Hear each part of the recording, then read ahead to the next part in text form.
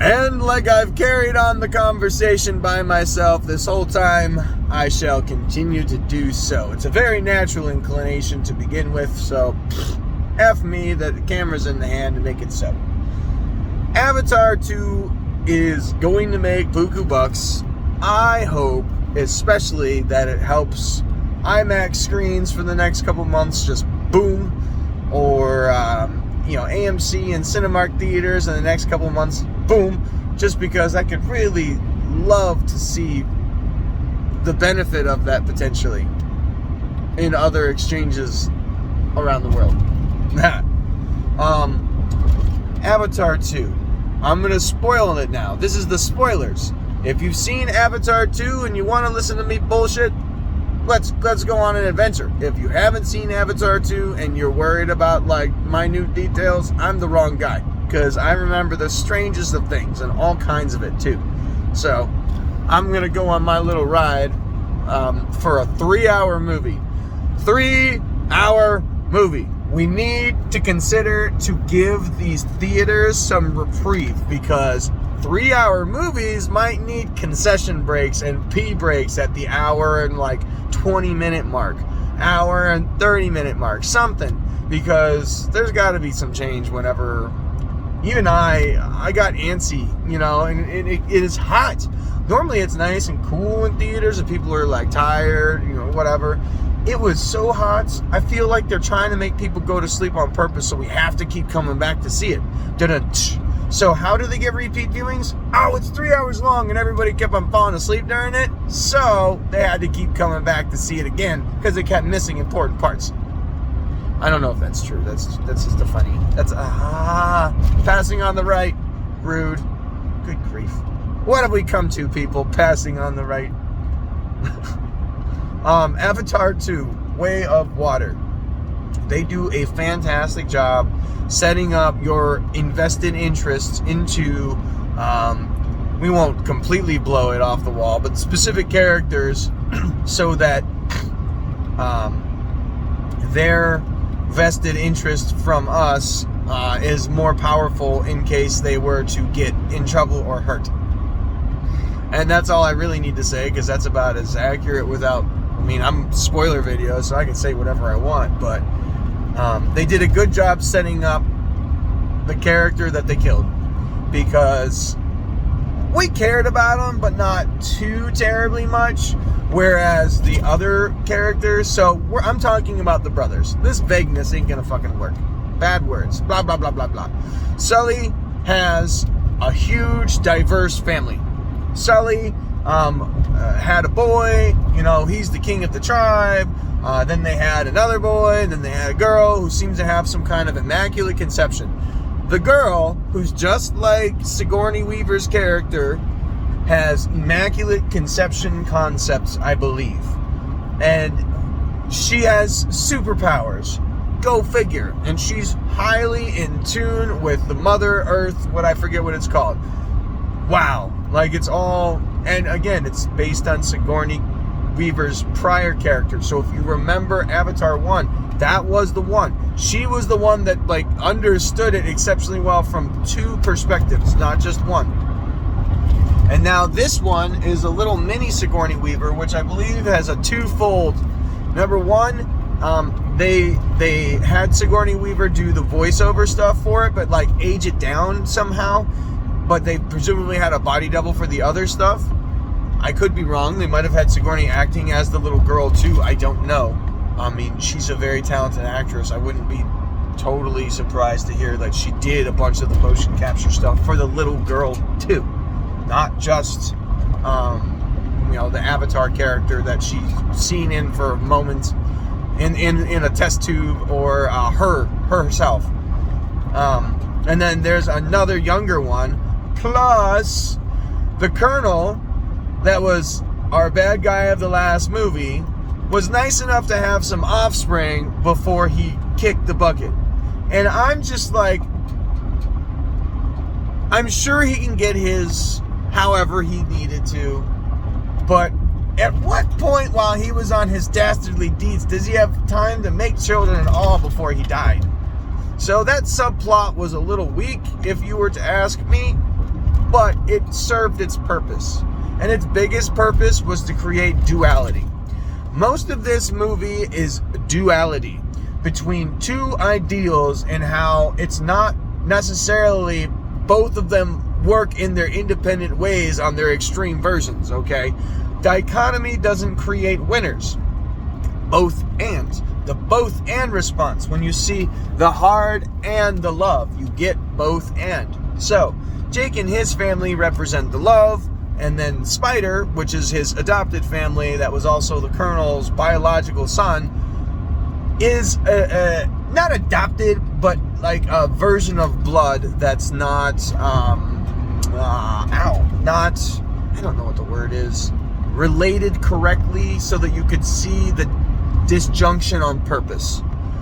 So the intent was to see how a different family cohesion would work when one is not exactly blood, but still has that father-son relationship. And a lot of this movie at large is Sully's father-son relationship in relation to his two sons, and the other one is about the Colonel's father-son relationship in relation to his one son that, magically appears. Within 22 minutes of this movie beginning, it started at 7:30. At 7:52, I wrote it down to make a point. I knew for damn sure that kid was going to be a pivotal role to this overall thing, because he is the glue in the two worlds throughout a big chunk of the movie. He is the MacGuffin that allows the bad guys to get smarter and more capable, but they do it in a way that's not irredeemable.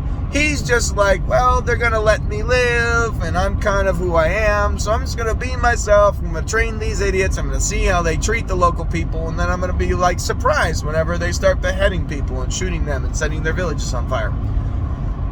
I know, he's a kid. How much, I mean, kids are naive. So, yeah, I guess that would probably be an easy trick to play on him.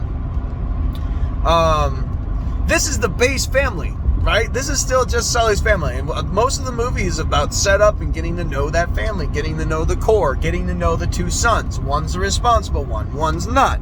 It's like Leonardo and Michelangelo. And then they have a Donatello and presumably a Raphael, but I haven't figured out who the most angry... I mean, Raphael and Michelangelo are one and the same character in this movie, in my opinion. It's the second son.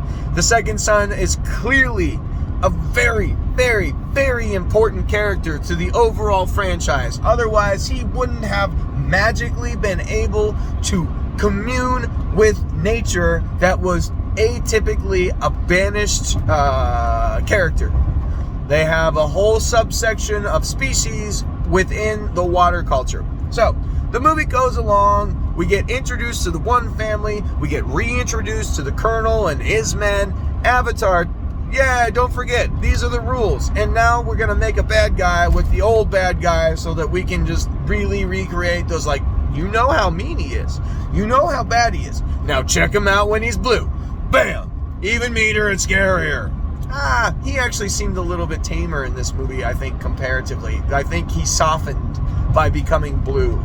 And his journey with his quote-unquote son, Spider, again, it softens the character, which is fine. But it makes him a little, me personally, less believable as, like, the villain like he was in the first one. They brought in Kate Winslet. Kate freaking Winslet, disguised in a boatload of makeup, because you can't tell it's her, as another modern general. And she's like the, all right, General, as you can see, things have changed kind of character. And then she gets him up to speed. All the blue guys get up to speed. You have your cannon fodder. Dear God, do you have your blue cannon fodder, which just keep on multiplying. So they start with maybe like 8, maybe 10. They have to have people punching their hands. Oh, the tropes. Oh, the military tropes. There has to be one of those, like, fist to hand, palm moments at least 3 to 5 times in that movie. It's like, oh, look at how the robots work. Twist the hand, punch the fist, boom, ready to go. There's like 2 machine moments and the Na'vi from the Jarhead's perspective. So he gets up to speed. He finds out how he dies. He's still got the revenge thing. It's like, oh man, I hate Jake Sully so much that we're going to go on a personal vendetta just to kill that one particular character, even though ultimately we're here to colonize this planet. As soon as the new general started talking about colonizing the planet, I'd already read that situation 1,000 miles away. When she's like, oh, the plan has changed. I'm like, yeah, guess what? Now we're not trying to destroy them. We want to live there because Earth is dying. Surprise! Is anybody surprised at hearing that Earth is dying in this movie? I'm not. Good sci-fi tells you some truth, and that is one of those ones. This movie is here to tell us about how we're killing the planet, and about how if we don't get our shit together, we're going to have to go kill a bunch of other people at another planet who are in commune with their Earth. Seems pretty despicable, no matter how you slice it. And the best part is, everybody knows it's Ferngully and Pocahontas anyways. We've already done it once. We came over to this country and we slaughtered all those Native Americans that communed with Earth. Although they did kill each other too, but they did live in peace. I mean, there's some real. I'm watching documentaries about Native Americans. I started some at least. Anyways, that's neither here nor there. Avatar 2 continues to show us all the cool creatures throughout the whole movie, all the mythology. You get into the water people. This is something that genuinely doesn't make sense, and it gets addressed by the water people, and it's that Jake, with success from his main team, his main artillery, decides to flee his forest and tree people and go to the water. And number one, there's only one real reason for that, and that's because they needed to do a different scenario. They needed it to be over water this time, which I believe could potentially lead to fire, which could potentially lead to some kind of, they have air riders already, so maybe that's already covered. But they're going to maybe do a full binding of air, water, wind, fire, earth, fire, wind, water, heart. With those powers combined, they might be able to come up with some superpower to fight the sky people. Now, all that being said, the water creatures are just superb. They're banshees, but modified. They create, I don't know what kind of whales to compare them to, but they have these beautiful whales that travel in pods. They have these shark, like pike-based kind of fish-looking face things that are also banshees that ride and swim. Naturally, any of the Sullys are just gifted riders, so they all jump on these like it's nothing. But they're soldiers too. You see how like soldier in family A versus soldier in family B treats their sons in relation to emotion, and how emotion plays factor. By the way, as a veteran, as a dude, there are certain things that I can attest to about how I treat my family, and it's that what's her name? The wife, Mrs. Sully. She comes through, and now the actress's name is also escaping me. Zoe Saldana. Zoe Saldana. She comes through and she's like, "We're not a squad.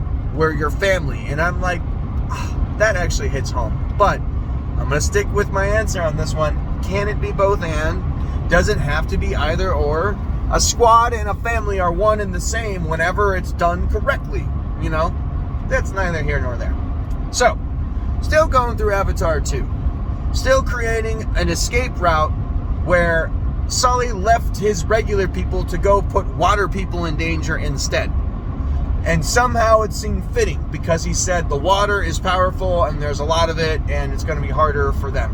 And in the context of the movie, it's like, well, the whole point of the movie is for them to find you at some point.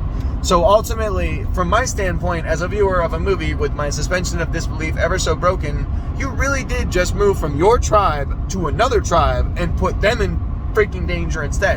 Which the other tribe literally points out, because it's true. It's like, man, thanks for bringing your war to us, bro.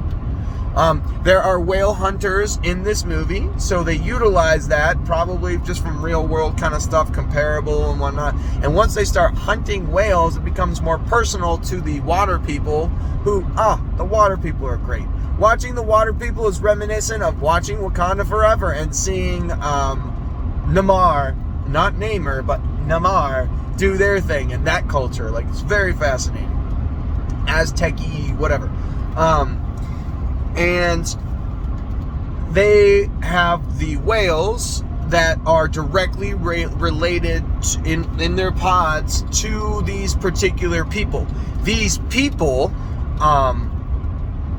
have individual bonds to independent whales, like the Banshee, but to a different degree, because they travel and come back. They're not always at their side like the Banshee are, always there to ride. So, one of the children of Sully is able to connect with an outside pod whale because he did something despicable, aka apparently fighting back is outside of whale culture. So if you fight back, you are deemed an outsider because the whales don't fight. They just die. This is how they work. That's literally in their code. It gets discussed ever so slightly. And because he fought back, and his entire pod and all the Na'vi that were with them, whatever they're called in that particular landscape, died as well, he is ostracized. And he is by himself. This is a whale. This is a whale in a pod. Missing a fin, hooked through the thing, all the evidence that it was the same whalers that we'd seen doing their thing, right? So, Sully's son, from the Forest Line.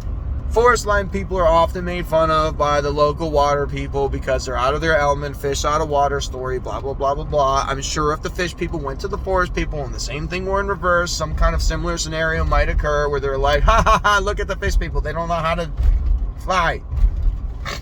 Anyways, I don't know about that. So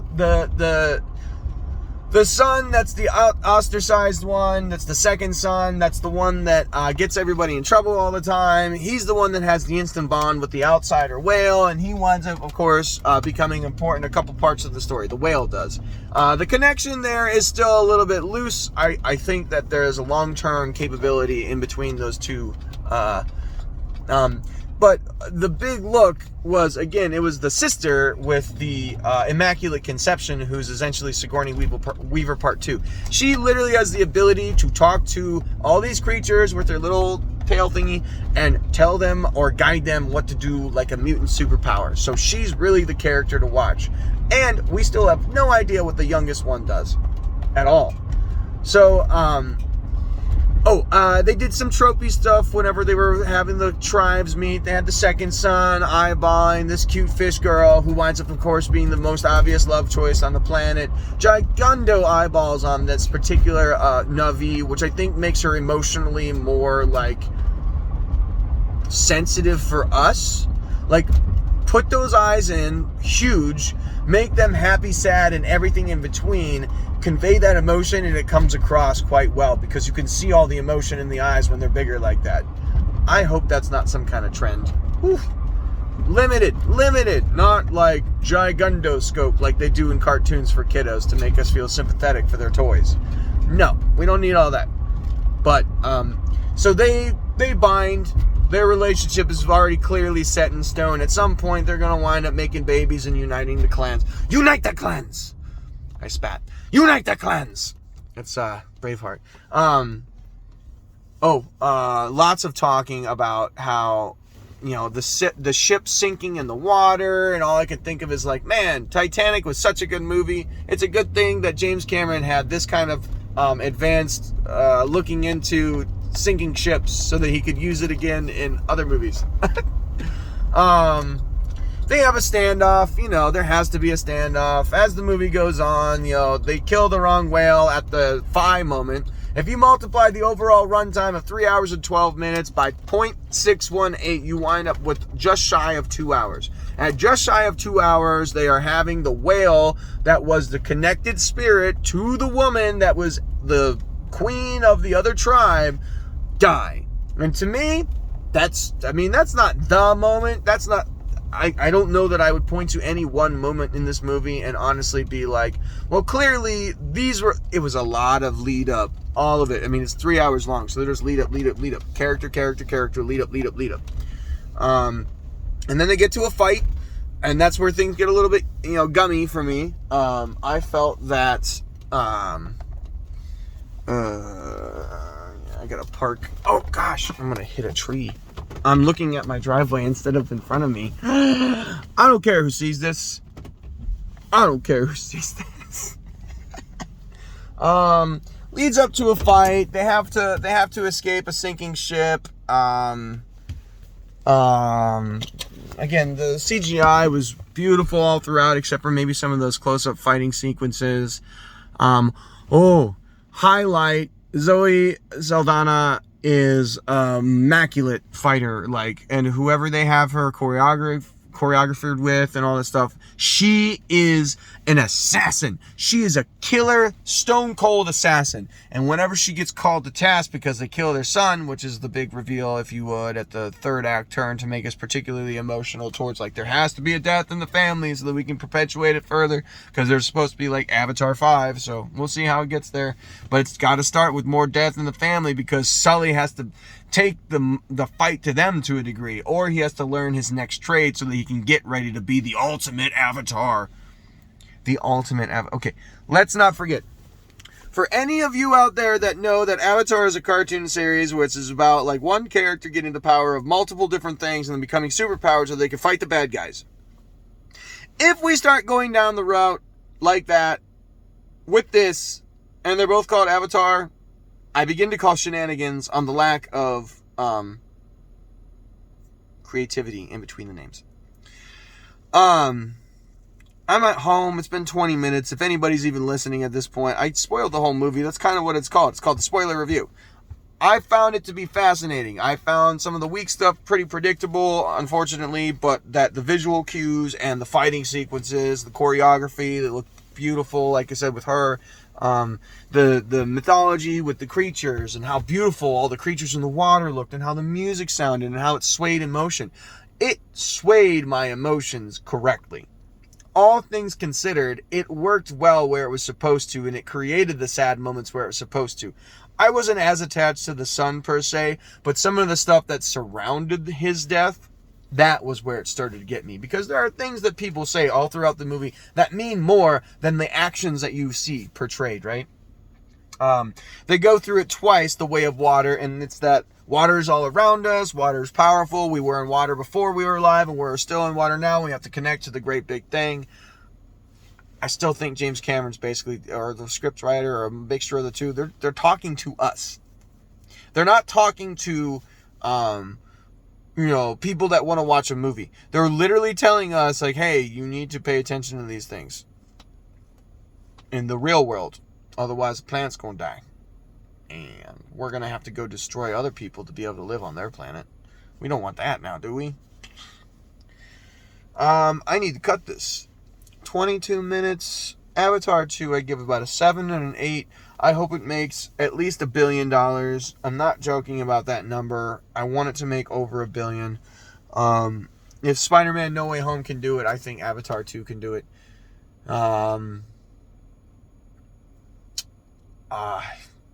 That's all. I don't know. I'm not as mystified, I guess, as I had hoped to be with the overall scenario, but I am very satisfied. I was entertained. I thought the direction was great. The dialogue was fine. Nothing that was totally predictable, but all of it being expository, or certain things that were all right, we need to explain this. So did you see that back there? Got to make sure that you know that was part of this now. Stuff like that. Revenge is a dish best served cold. That whole storyline. That's probably one of the weakest. Is honestly the relationship between the Colonel and Jake. That to me just seems like vendetta and mustache twirly crap that just has to be in the movie to advance it forward and have to a driving villain that we can focus on as an audience, as opposed to man, all these soldiers are coming down and we don't need a particular leader. They just don't stop coming because it's it's Pocahontas and the Indians versus technology giants.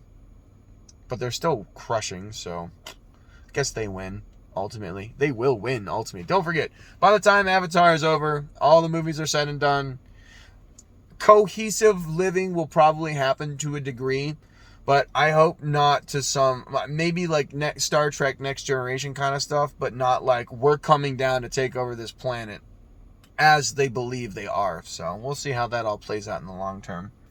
Go and see the movie. I want it to make $1.5 billion. I think everybody should see the movie. If you haven't already seen it, why did you watch this? I spoiled the whole thing pretty much. I mean, I didn't exactly verbalize every word they said, but I definitely hit all the major stuff.